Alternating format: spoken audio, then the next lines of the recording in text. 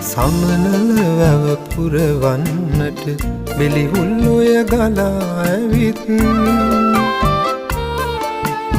ආදර කඳු තරණය කර දිහදක් අද වෙන්ව ගිහින්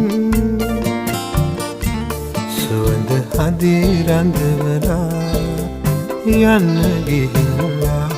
සුවඳ හදේ රඳවලා යන්න ගිහිල්ලා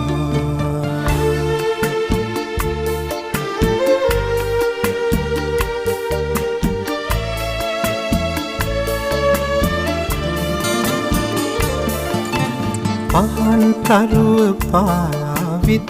ඔබන බව පවසන විට